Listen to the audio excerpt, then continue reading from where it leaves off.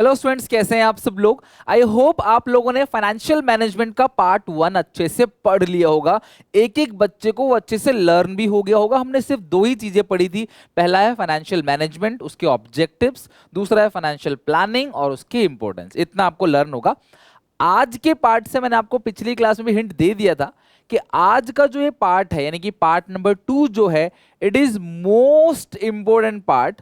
और इस पार्ट से 100% चांस है, 100% आएगा ही। चांस क्या, 100% इस पार्ट से एग्जामिनेशन में क्वेश्चन पूछा ही जाएगा। तो ध्यान से और अच्छे से आज का पार्ट समझना। इसके अंदर मैं 3 तरह के डिसीजंस की बात करूंगा, फैक्टर्स अफेक्टिंग की बात करूंगा, समझा दूंगा, दिमाग में सेट हो जाएगा। बस घर पे एक दो बार और अच्छे से याद कर लेना या कमेंट में लिख देना, सारे पॉइंट्स आपको अच्छे से लर्न हो जाएगा। सबसे पहले हम बात करेंगे, जब भी हम बात करते हैं फाइनेंस की, तो फाइनेंस में 3 तरह के डिसीजंस होते हैं जो किसी भी फाइनेंस मैनेजर को लेना होता है। 3 डिसीजन। तो इसमें लिखा है the finance functions relating to 3 major decisions. छोटे मोटे डिसीजन नहीं है, बड़े डिसीजंस। आपको पता चलेगा अभी which every finance manager has to take. 3 तरह के डिसीजन हर फाइनेंस मैनेजर को लेना ही होता है।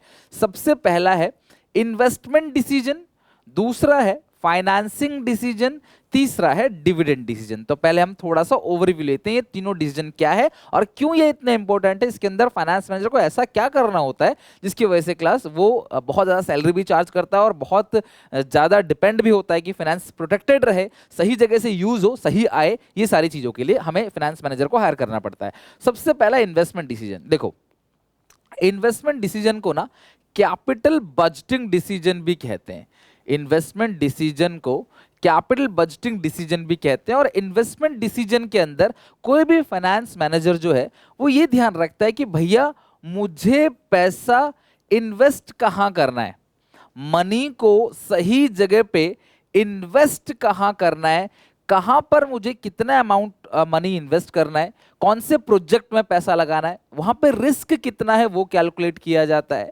और भी बहुत सारे कि उस प्रोजेक्ट पे खर्चा कितना आएगा, उस प्रोजेक्ट के लिए लेबर हमारे पास अवेलेबल है कि नहीं, उसके उस मशीन पे काम करने वाले लोग अवेलेबल है कि नहीं, अगर उसको रिपेयर हो गया उसका मेंटेनेंस कॉस्ट हम झेल पाएंगे कि नहीं। ऐसे बहुत सारे क्वेश्चंस होते हैं जो मैनेजर्स को क्लास इन्वेस्टमेंट डिसीजन के अंदर लेना पड़ता है। This is called investment decision, right. कि हम इन्वेस्टमेंट कहां पे करें, कौन से प्रोजेक्ट में अपना पैसा लगा दे, जो पैसा इतनी मेहनत से हमने जनता से कलेक्ट किया है, राइट। First decision. सेकंड जो डिसीजन है वो है फाइनेंसिंग डिसीजन। अच्छा, फाइनेंसिंग डिसीजन का मतलब क्या होता है क्लास, कि आपको जो फाइनेंस चाहिए वो आप ओनर फंड से लोगे या बोरोड फंड से लोगे, और ओनर फंड से आप कितना पैसा लोगे और बोरोड फंड से कितना पैसा लोगे, इस चीज को स्टडी करने के लिए किसी क्या कहते हैं क्लास, फाइनेंसिंग डिसीजन। तो जो फाइनेंसिंग डिसीजन है वो क्लास होता है कि आप ओनर फंड से कितना पैसा लोगे और आप बोरोड फंड से कितना पैसा लोगे। ओनर फंड का मतलब होता है डेट और बोरोड फंड का मतलब क्या होता है क्लास, इक्विटी। कि आप ओनर फंड से कितना पैसा लेते हो और आप बोरोड फंड से कितना पैसा लेते हो। ओनर फंड का मतलब क्या, हम बाहर से पैसे ले रहे हैं जिसपे हमें क्या करना पड़ेगा, पे इंटरेस्ट पे करना पड़ेगा। और मैं सच कहूं ना, किसी भी कंपनी के लिए मैं पब्लिक की बात नहीं कर रहा, कंपनी के लिए इट इज मोर रिस्कियर। ये थोड़ा सा ज्यादा रिस्कियर है। क्यों? कि मान लो हमने उधार ले लिया तो भैया हमें ब्याज देना ही देना है, चाहे कमाए चाहे ना कमाए, ज्यादा कमाए कम कमाए, उससे मतलब नहीं है, फिक्स अमाउंट है। अगर तुमने इनको ब्याज नहीं दिया तो ये तुम्हारी कंपनी को बंद कराने तक क्लास इनके पास पावर है, डिबेंचर होल्डर्स के पास, राइट। तो हम कितना पैसा डेट में इशू करें, कितना पैसा इक्विटी में इशू करें। इक्विटी वालों को क्या मिलता है क्लास, डिविडेंड। जो इक्विटी शेयर होल्डर होते हैं उन्हें क्या मिलता है, डिविडेंड, यानी कि इनको प्रॉफिट का एक पार्ट दिया जाता है। तो कौन सा सोर्स से हम पैसा रेज करें और कितना डेट कितना इक्विटी, इनका रेशियो क्या होगा, इस चीज को स्टडी करने के लिए हम पढ़ते हैं फाइनेंसिंग डिसीजन। तीसरा जो डिसीजन आता है, अभी हम आगे डिटेल में पढ़ेंगे इन सब के बारे में कि कैसे हम डिसाइड करेंगे कितना डेट से कितना इक्विटी से मंगाना है, सब पढ़ेंगे। तीसरा जो है वो है डिविडेंड डिसीजन। डिविडेंड डिसीजन का मतलब क्या है कि जब कंपनी प्रॉफिट कमाती है, जब कभी कंपनी प्रॉफिट कमाएगी तो उस प्रॉफिट के 2 हिस्से होंगे। मतलब एक जो टैक्स है वो तो कंपलसरी रिडक्शन है, वो तो टैक्स जाना ही जाना है, लेकिन उसके बाद भी जो 2 अमाउंट बचेगा उसमें से एक हिस्सा पब्लिक को बांट देते हैं और एक हिस्सा बचा लेते हैं। तो जो डिविडेंड डिसीजन है, इसमें जो फाइनेंस मैनेजर है उसको ये डिसाइड करना होता है कि हम कितना पैसा बचा लें अपने पास ग्रोथ के लिए और कितना पैसा हम आम जनता को डिस्ट्रीब्यूट कर दें एज डिविडेंड्स। ये तीन तरह के डिसीजंस फाइनेंस मैनेजर लेता है और वो किन किन चीजों को ध्यान में रख के वो क्लास इन सब डिसीजन को लेता है, वही हमें पढ़ना है, राइट। तो आई होप आप तीनों डिसीजन समझ गए। इन्वेस्टमेंट कितना करना है, कितना हमने डेट से मंगाना है, कितना इक्विटी से, कितना हमें डिस्ट्रीब्यूट कर देना और कितना हमें बचा लेना है। मान लो 100 करोड़ का मुनाफा हुआ, 30 करोड़ टैक्स दे दिया, 70 करोड़ बचा। इस 70 करोड़ में 7 8 10 करोड़ रुपए पब्लिक को बांट देंगे, बाकी जो 60 करोड़ है वो बचा के रखेंगे, क्योंकि नियर फ्यूचर कोई प्रोजेक्ट मिला, कहीं पे इन्वेस्ट करने का मौका मिला, ग्रोथ करने का मौका मिला, इस पैसे को वहां पे यूटिलाइज करेंगे, राइट। उससे कंपनी ग्रोथ होगी, कंपनी ग्रोथ होगी तो शेयर होल्डर की वेल्थ बढ़ेगी। और फाइनेंशियल मैनेजमेंट का तो एक ही ऑब्जेक्टिव है, to maximise the wealth of equity shareholder, right. चलो अब आते हैं इन्वेस्टमेंट डिसीजन। तो देखो यार, बिजनेस के अंदर आप अर्निंग तभी कर पाओगे जब बिजनेस में कोई प्रोजेक्ट होगा, उस प्रोजेक्ट से आपको काम मिलेगा, इनकम आएगी, या उस प्रोजेक्ट से कुछ बनाओगे, प्रोडक्शन करोगे और बेचोगे। This is called investments, this is called investment. तो अब इन्वेस्टमेंट डिसीजन को मतलब कितना पैसा कहां इन्वेस्ट करें, इस चीज को अफेक्ट करने वाले ये 4 फैक्टर्स हैं। यानी कि कभी भी अगर नियर फ्यूचर आप पैसा कहीं इन्वेस्ट कर रहे हो, या फिर किसी बिजनेस में कोई फाइनेंस मैनेजर देखता है कि यार इस प्रोजेक्ट में 100 करोड़ लगा दें, एग्जांपल जियो ने डिसाइड, मतलब जियो नहीं, रिलायंस ने डिसाइड किया होगा कि जियो में कितना पैसा लगाना है, this is called investment decision. Reliance ने डिसाइड किया जियो में कितना पैसा लगाना है, टाटा ने डिसाइड किया एयर इंडिया में कितना पैसा लगाना है, this is called investment decision. तो ये हम इन्वेस्ट कर रहे हैं, तो हम कहां इन्वेस्ट करें, प्रोजेक्ट तो बहुत सारे हैं, कहां निवेश करें ताकि हमें रिटर्न मैक्सिमम मिले, इसके लिए ये 4 फैक्टर्स है जो हमें डिसाइड करने में मदद करता है। सबसे पहला cash flow of the project.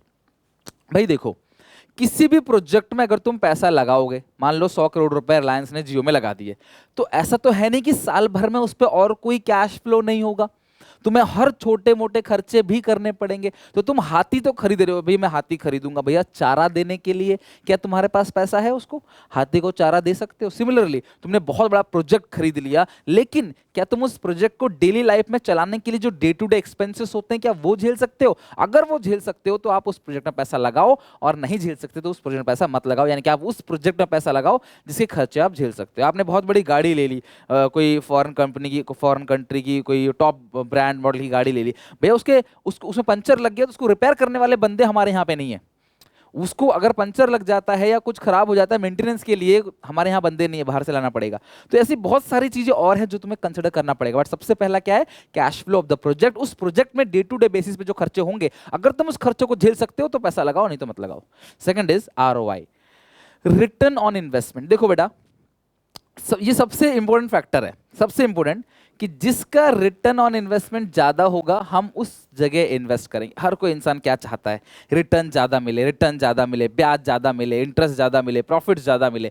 तो आप उस प्रोजेक्ट में पैसा लगाओगे जिसमें रिटर्न ऑन इन्वेस्टमेंट ज्यादा हो। यानी कि आप कैलकुलेट करोगे कि यार मैं अगर इस प्रोजेक्ट में पैसा लगा रहा हूं तो मुझे इस प्रोजेक्ट से रिटर्न कितना मिलेगा, ये चीज आप कैलकुलेट करोगे, that is return investment. I hope आपको साथ साथ लर्न भी होता चला जा रहा होगा। मेरा यही मेन मोटो है कि तुम्हें क्लास में याद करा दूं, और जो कोई नहीं दे रहा क्लास तुमको वो दूं, बेस्ट से बेस्ट। ओके, तो कैश फ्लो द प्रोजेक्ट याद हो गया, रिटर्न ऑन इन्वेस्टमेंट याद हो गया, रिस्क इन्वॉल्व। देखो यार, जहां हम रिटर्न की बात करेंगे ना, वहीं पे साथ में अपना आप ही बात हो जाएगी रिस्क की। और रिटर्न और रिस्क दोनों पैरेलल है, दोनों डायरेक्टली रिलेटेड हैं। अगर तुम्हें रिटर्न ज्यादा मिल रहा है तो कहीं ना कहीं उसमें रिस्क भी ज्यादा ही होगा।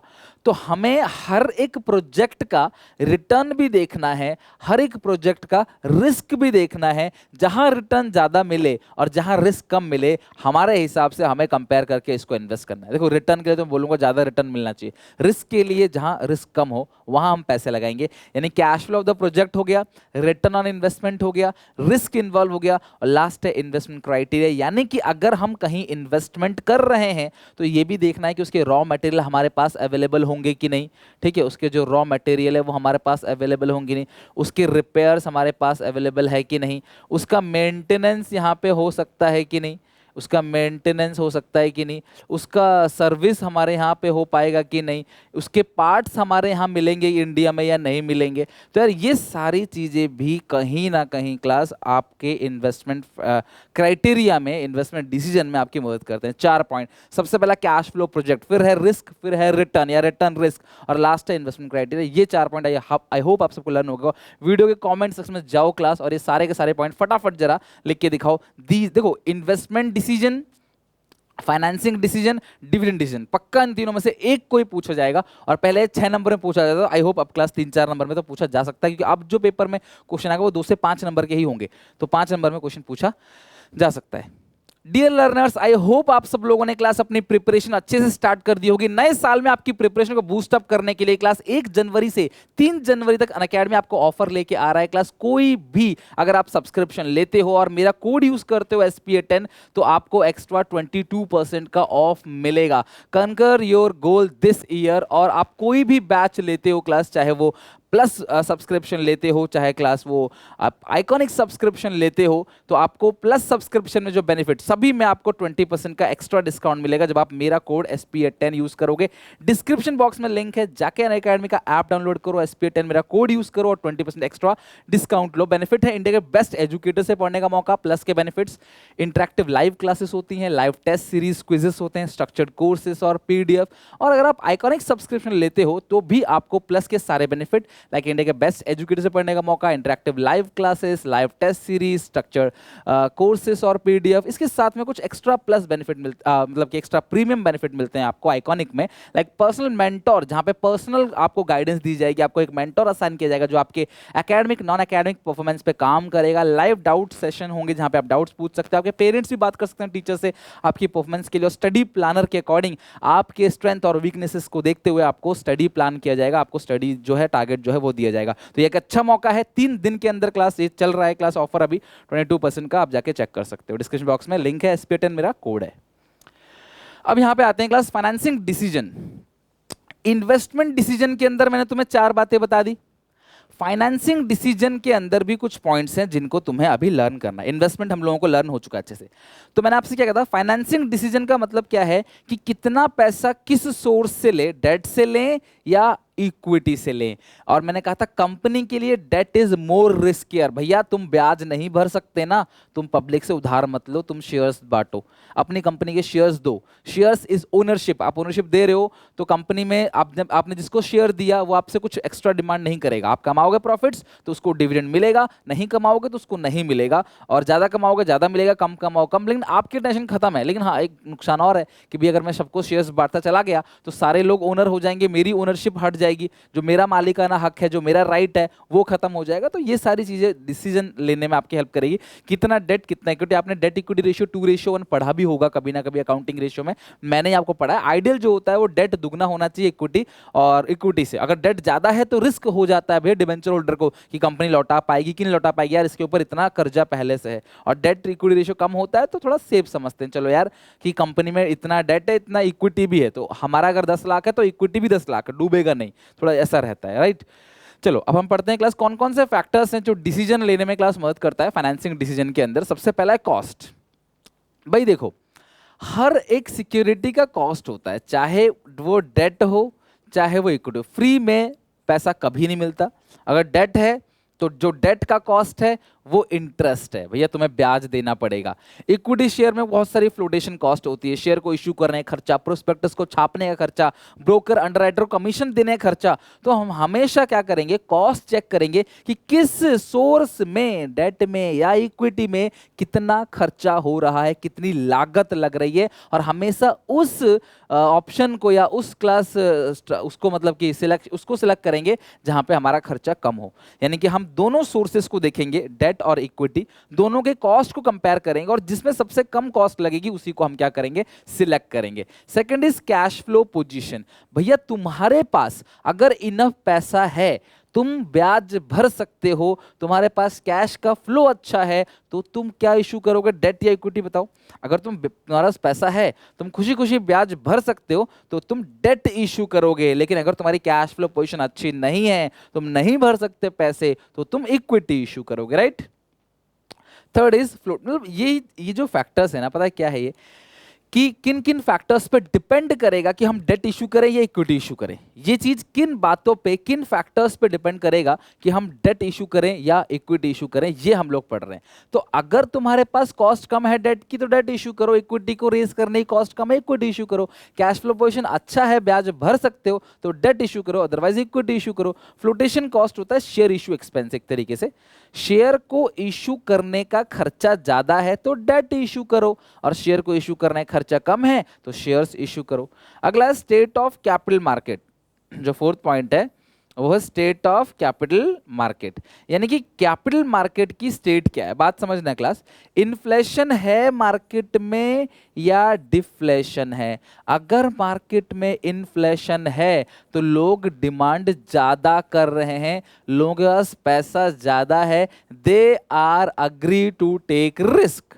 और हमेशा मैं तुम्हें बता देता हूं क्लास, जो बच्चे शेयर मार्केट में इंटरेस्टेड होते हैं, स्टॉक मार्केट में, कई सारे मेरे स्टूडेंट भी हैं जो पर्सनली क्लास स्टॉक में इन्वेस्ट कर रहे हैं और अच्छा रिटर्न भी कमा रहे हैं, स्टडी भी कर रहे हैं, तो यार ज़्यादा अगर मैं शेयर होल्डर के पॉइंट ऑफ व्यू से बात करूँ ना, तो उस सिचुएशन में डिबेंचर्स इज सेफ, यानी डेट सेफ है। एग्जाम्पल, मेरी एज अभी जो है, मैं एक अज्यूम कर लेता हूं कि मान लो मेरी एज 60 साल है, ठीक है, तो यार मैं एजड हूं, मैं रिस्क नहीं ले सकता, तो मैं चाहूंगा कि मैं अपना पेंशन का जो मेरे को पैसा मिला है, रिटायरमेंट फंड्स जो मेरे को मिले हैं, मैं उस जगह पे लगाऊं, उस जगह पे लगाऊं क्लास जहां पर रिस्क थोड़ा सा कम है, मैं वहां पैसे लगाऊं। क्यों? क्योंकि मैं चाहता हूं कि मुझे ब्याज जो है वो मिलता जाए, मुझे बहुत ज्यादा रिटर्न नहीं चाहिए, बहुत ज्यादा उम्मीदें मेरी नहीं है, लेकिन हाँ, मैं जितना पैसा लगाया वो सेफ रहना चाहिए, तो मैं डेट जो है उसमें इन्वेस्ट करूंगा, ठीक है। तो यानी कि अगर कंट्री में इन्फ्लेशन है, लोग डिमांड कर रहे हैं, तो they have money, they are going to take risk, तो उस सिचुएशन में आप इक्विटी इशू करो। इक्विटी इज मोर रिस्कियर, यानी कि अगर तुम्हें अमीर बनना है तो तुम इक्विटी में इन्वेस्ट करना, लेकिन लॉन्ग टर्म तक, ठीक है। और ये मार्केट पे भी डिपेंड करेगा, जाहिर सी बात है, बट इक्विटी में रिटर्न ज्यादा मिलता है, लेकिन वो कम भी हो सकता है। लेकिन मैं बहुत ज्यादा, अगर मेरी एज कम है तो मैं क्या सोचूंगा कि यार चल ठीक है 10 लाख रुपए लगा दे, डूबेगा तो भी मुझे झटका नहीं लगेगा, लेकिन अगर बूढ़ा आदमी होगा, डूबेगा तो अटैक आ जाएगा ना। तो इसीलिए क्लास को क्या करते हैं कि जब डिमांड ज्यादा है, पैसा है लोगों के पास, इन्फ्लेशन है, तो उस टाइम पे इक्विटी में इन्वेस्ट कराओ, लोग इक्विटी में इन्वेस्ट कर देंगे। और क्लास अगर कंट्री में डिफ्लेशन है, मंदी है, पैसा नहीं है लोगों के पास, तो आप डेट इशू करो, यानी कि इन्फ्लेशन में इक्विटी इशू करोगे और डिफ्लेशन में डेट इशू करोगे, राइट। तो ये आपको क्लास पता होना चाहिए। यही था क्लास आपका इसमें स्टेट ऑफ कैपिटल मार्केट। इसके अलावा कंट्रोल कंसिडरेशन, अगर तुम चाहते हो कि सारा कंट्रोल तुम्हारे हाथ में रहे, तो तुम क्लास शेयर मत इशू करो, फिर तुम डेट इशू करो। क्यों भैया? शेयर इशू करोगे तो अगला बंदा शेयर होल्डर हो जाएगा, अगला बंदा भी ओनर है, तुम भी ओनर हो, वोटिंग राइट उसके पास भी आ जाएगा, तो वो आपके डिसीजंस पे क्लास हाथ खड़ा करके मना कर सकता है। कहने का मतलब क्या है कि अगर मैं अकेला मालिक हूं तो सारे डिसीजन मेरे, लेकिन मैंने पैसों के लालच में 10 लोगों को और मालिक बना दिया, तो मुझे पैसा तो मिल जाएगा, लेकिन फिर वो भी तो मालिक है ना, फिर सारे डिसीजन मेरे तो नहीं होंगे ना, फिर वो भी कुछ ना कुछ बोलेंगे। तो इसीलिए क्लास कंट्रोल कंसिडरेशन, मतलब अगर if you want to take control, अगर तुम चाहते हो तुम्हारे हाथ में कंट्रोल रहे, तो भैया उस सिचुएशन में तुम डेट इशू करो। अगर तुम नो कंट्रोल, तुम चाहते हो कोई भी कंट्रोल ना रहे, तो तुम क्या इशू करोगे बेटा उस सिचुएशन में? Equity, right. Point number 6, fixed operating cost. देखो आपको, मैंने जब अकाउंटिंग रेशियो पढ़ाया था एक टाइम पे, तो मैंने कहा था ऑपरेटिंग एक्सपेंस का एक फॉर्मूला होता है ऑपरेटिंग कॉस्ट का एक फॉर्मूला होता है COGS प्लस ऑपरेटिंग एक्सपेंस। उसके अंदर इंटरेस्ट भी आता है, डिप्रिसिएशन वगैरह भी आता है, जो भी क्लास ऑपरेटिंग एक्सपेंस है, मतलब जो बिजनेस को ऑपरेट करने के लिए किया जा रहा है, ठीक है। इंटरेस्ट नहीं तो डेप्रिसिएशन है, आपका वेजेस है, ये सब चीजें आती हैं। तो अगर तुम्हारा ऑपरेटिंग कॉस्ट फिक्स है कि भैया तुम्हें बहुत सारे खर्चे तुम्हें करने ही करने हैं, तो तुम उधार मत लो। अगर क्लास तुम्हारा ऑपरेटिंग कॉस्ट हाई है, तुम्हें बहुत सारे खर्चे करने हैं ऑलरेडी, तुम्हें ये खर्चा करना है, महीने भर में ये खर्चा करना है, तो भैया डेट इशू मत करो, क्योंकि डेट इशू करोगे तो फिर से जो है तुमको ब्याज भरना पड़ जाएगा, राइट। तो इसीलिए कह रहा हूं क्लास कि अगर ऑपरेटिंग कॉस्ट तुम्हारा फिक्स है, अगर तुम्हारा जो ऑपरेटिंग कॉस्ट है वो फिक्स है कि तुमको बहुत सारे खर्चे बिजनेस को चलाने के लिए ऑलरेडी करने पड़ रहे हैं, तो इंटरेस्ट का बोझ अपने ऊपर मत लो, इक्विटी इश्यू करो। लेकिन अगर तुम्हारा कोई ऑपरेटिंग कॉस्ट नहीं है तो तुम ब्याज भर सकते हो, फिर तुम डेट इश्यू करो। लेकिन इसके साथ ये भी आएगा, कैश फ्लो पोजीशन भी तुम्हारी होनी चाहिए। तो यानी कि बहुत सारे फैक्टर्स पे डिपेंड करता है, सीधे एक फैक्टर्स पे नहीं। कंपनी बहुत सारे फैक्टर्स को लेकर डिसाइड करती है कि उसे डेट इशू करना है या इक्विटी इशू करना है, और फाइनेंस मैनेजर उसी काम में कंपनी की मदद करता है। क्लास लास्ट है रिस्क। तो कंपनी के पॉइंट ऑफ व्यू से बात करूं, डिबेंचर होल्डर जो है वो मोर रिस्क होता है क्लास, ठीक है, और शेयर्स में होता है लेस रिस्क। क्यों भैया, देखो सीधी सी बात है, मैंने शेयर इशू कर दिया, कंपनी कमाएगी तो सबको मिलेगा, नहीं कमाएगी तो किसी को नहीं मिलेगा, मेरी टेंशन खत्म है। लेकिन अगर मैंने डेट इशू कर दिया तो ये रिस्क है भैया, मैं कमाऊं चाहे ना कमाऊं, उनका फिक्स है, उनको ब्याज हर साल जो है, मान लो 1 करोड़ का ब्याज और हर साल है, तो भैया मुझे उनको 1 साल का ब्याज हर साल देना ही पड़ेगा। तो कहने का मतलब क्या है कि रिस्क जो ज्यादा है कंपनी के लिए, पब्लिक के लिए उल्टा है, कंपनी के लिए जो है डेट वो मोर रिस्कियर है और जो इक्विटी है वो लेस रिस्कियर। तो अगर कंपनी रिस्क लेना चाहती है तो भैया डेट इश्यू करे, अदरवाइज इक्विटी। ओके, लास्ट है डिविडेंड डिसीजन। तो इन्वेस्टमेंट डिसीजन मैंने आपको लर्न करा दिया, फाइनेंसिंग डिसीजन आपने लर्न कर लिया,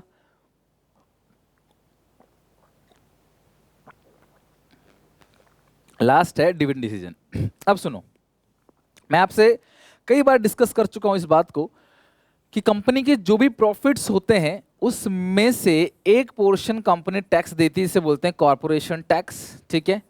दूसरा होता है डिविडेंड, जो पैसा शेयर होल्डर में बांट दिया जाता है, और एक होता है रिटेन अर्निंग जिसको आप रिजर्व्स बोलते हो, ठीक है, रिटेन अर्निंग जिसको आप रिजर्व बोलते हो, राइट। तो ये जो डिविडेंड है और जो रिटेन अर्निंग है, ये इसी दोनों में डिसीजन लेना कि कितना पैसा आपको पब्लिक में बांटना है और कितना पैसा आपको बचाकर रखना है। इस डिसीजन को अगर हम लेते हैं, कितना पैसा बांटना है और कितना पैसा बचाना, यही कहलाता है dividend decision. How much amount of profit is to be distributed as free dividend among shareholders and how much amount is to be kept as reserve so that in near future you can invest it somewhere or you can cope up with the risk। जो future में uncertainty आने वाली है, risk आने वाला है, उसके लिए तुम पैसा जुटा सको और साथ में तुम पैसा रख सको। कल को मुझे कोई ग्रोथ अपॉर्चुनिटी मिल गई तो अगर मैं पैसा कमा कर कुछ जुटाऊंगा नहीं, कल को मुझे कहीं से मौका मिला, किसी बड़ी कंपनी से मुझे काम मिला, मैं उसे काम को कैसे करूंगा, मैं रॉ कहाँ से खरीदूंगा, मैं सैलरी कहाँ से दूंगा वर्कर्स की। तो इसीलिए क्लास अब कुछ पैसा बचाना है, कुछ पैसा बांटना है। अब कितना बचाना है, कितना बांटना है, इसी चीज को क्लास फाइनेंस मैनेजर बताता है, इसी चीज की पढ़ाई होती है और इसको कहते हैं क्लास हम डिविडेंड डिसीजन। तो सबसे पहला होता है अर्निंग्स। बहुत सिंपल सी बात है, अगर तुम्हारी अर्निंग ज्यादा है तो तुम बांटोगे ज्यादा, अगर तुम्हारी अर्निंग कम है तो तुम बांटोगे कम। ये तो बहुत कॉमन सा पॉइंट है। अगर कंपनी ज्यादा पैसे कमाती है तो आप ज्यादा बांटोगे डिविडेंड, और कंपनी अगर कम पैसे कमाती है तो आप डिविडेंड कम बांटोगे। यानी कि आप पब्लिक में कितना डिविडेंड बांटोगे ये डिपेंड करता है कि आपकी अर्निंग कितनी है। High earning dividend more, low earning dividend less. Okay, next है स्टेबिलिटी ऑफ अर्निंग। अब आपकी जो अर्निंग है वो कितनी स्टेबल है, that is stability of earning. यानी कि जो आपकी अर्निंग है उसकी स्टेबिलिटी क्या है। देखो, स्टेबिलिटी कहने का मतलब क्या है कि आप क्या इसी साल ज्यादा कमा बैठे हो या हर साल अच्छा कमा रहे हो। स्टेबल है मेरी इनकम, भैया मैं अगर महीने का 50,000 कमा रहा हूं तो ये मेरा 50,000 स्टेबल है। ऐसा नहीं कि अगले महीने मेरी 10,000 हो जाएगी, अगले महीने भी 50,000 ही होगी या 39, 40, 50, 60 ऐसा आसपास होगा कुछ, राइट। मतलब कि कुछ ज्यादा वेरिएशन नहीं होगा। तो उस सिचुएशन में हम क्या कर सकते हैं, अगर हमारी अर्निंग भी अच्छी है तो हम डिविडेंड ज्यादा देंगे, और हमारी अगर अर्निंग अच्छी नहीं है, लेस अर्निंग, अच्छा लेस तो नहीं लिखना सही होगा, आप ये लिखो कि अगर अर्निंग स्टेबल है, अगर अर्निंग स्टेबल है, अपनी कॉपी में क्लास लिख लेना, मैं तो तुम्हें समझा रहा हूँ सिर्फ यहाँ पे ना। अगर मैं ऐसे ही तुम्हें पूरा डिक्टेट करते जाऊंगा तो तुम्हें मजा नहीं आएगा पढ़ने में। हमारा मेन मोटो अच्छे से समझा देना, राइट। स्टेबिलिटी, तो अर्निंग अगर क्लास स्टेबिलिटी है तो डिविडेंड ज्यादा। अर्निंग अनस्टेबल है, भैया आज तो कमा रहे हैं कल का नहीं पता है, तो उस सिचुएशन में जो डिविडेंड होगी वो क्या होगी, आपकी लेस होगी। तीसरा है कैश फ्लो पोजीशन। तो अगर तुम्हारे पास अच्छा खासा कैश फ्लो है, तुम्हारे पास पैसे आ रहे हैं तो तुम डिविडेंड ज्यादा दो, और तुम्हारे पास कैश फ्लो पोजीशन अच्छी नहीं है तो तुम डिविडेंड कम दोगे। तो ये पॉइंट्स तुमको लर्न करना है, अंदर का तुमको अपनी सिंपल सीधी भाषा में बना के लिखना है। इन्वेस्टमेंट डिसीजन, डिविडेंड डिसीजन और फाइनेंस डिसीजन। 15-20 मिनट और अच्छे से मेरी वीडियो एंड होने के बाद कॉपी में लिखना, याद हो जाए तो कॉमेंट सेक्शन में कॉपी में लिख के चेक कर लेना अगर आपको याद है, ठीक है। रिविजन मैं करा दूंगा, टेंशन ना लो, केस स्टडी मैं करा दूंगा, you no need to worry. Okay, growth opportunity, देखो हर एक इंसान को फ्यूचर में कुछ ना कुछ ग्रोथ अपॉर्चुनिटी मिलती है। तो अगर ग्रोथ अपॉर्चुनिटी है, इफ यस कि हाँ नियर फ्यूचर हमारे पास कोई ग्रोथ अपॉर्चुनिटी है, तो अगर आपको लग रहा है कि फ्यूचर में तरक्की करने का कोई रास्ता मुझे दिख रहा है, अगर आपके पास ग्रोथ अपॉर्चुनिटी है, तो भैया उस सिचुएशन में तुम डिविडेंड कम बांटोगे, क्योंकि तुम्हें उस सिचुएशन में पैसा बचाना ज्यादा है। भैया फ्यूचर में मुझे पता है कि मुझे यहाँ पे 1 करोड़ रुपए खर्च करना है, यहाँ 50 लाख रुपए खर्च करना है, तो मुझे पैसा बचाना है, बांटना नहीं है। अगर आपके घर वाले घर लेने का प्लान कर रहे हैं, गाड़ी लेने का प्लान कर रहे हैं, तो देखना वो खर्चे कम करेंगे, बोलेंगे बेटे देखो हमें अपना घर लेना है, थोड़े खर्चे कम करो। और कुछ प्लान नहीं है फ्यूचर में, बस आराम से जी रहे हैं, तो खर्चा करो, कोई दिक्कत नहीं। तो अगर तुम्हारे पास फ्यूचर में ग्रोथ अपॉर्चुनिटी है, तो तुम डिविडेंड कम बांटो पब्लिक को, अब पैसा बचा के रखो कंपनी को ग्रोथ करने के लिए। अगर तुम्हारे पास ग्रोथ अपॉर्चुनिटी नहीं है, तो तुम जो डिविडेंड है वो ज्यादा बांट सकते हो। तुम्हारे पास कोई फ्यूचर में ऐसा ग्रोथ करने ऐसा कोई सीन नहीं है, तुम पब्लिक को आराम से डिविडेंड बांट सकते हो, राइट। स्टेबिलिटी ऑफ डिविडेंड, ये ग्रोथ वाला पॉइंट थोड़ा सा इंपॉर्टेंट था, तो be careful, okay. Stability of dividend, अच्छा अगर तुम चाहते हो तुम हर साल पब्लिक को ज्यादा पैसे बांटो, कई सारी कंपनी रहती है कि यार देखो किसी ने हम पे 1,000 रुपए लगाया है, 10,000 रुपए लगाया, 50,000, 1 लाख, 10 लाख, करोड़ रुपए लगाया है, तो उसको डिविडेंड हम हर साल अच्छा दें। तो अगर आप चाहते हो कि तुम्हारा डिविडेंड स्टेबल रहे, अगर तुम ये चाहते हो कि जो डिविडेंड है वो स्टेबल रहे, डिविडेंड हर साल तुम ज्यादा दोगे, तो भैया तुम डिविडेंड क्या दोगे, ज्यादा दोगे। अगर तुम चाहते हो कि हम हर साल डिविडेंड स्टेबल रखें, तो ज्यादा डिविडेंड दोगे। अनस्टेबल होगा तो डिविडेंड कम। आप चाहते हो नहीं यार कभी भी कुछ भी हालात हो सकते हैं, तो जब खराब होंगे तो डिविडेंड कम दोगे। बट तुम चाहते हो मैं हर साल डिविडेंड सेम रखूं, तो हर साल डिविडेंड फिर सेम रखेंगे, भले ही पैसा कम है पर हम डिविडेंड सेम रखेंगे, बचाएंगे कम।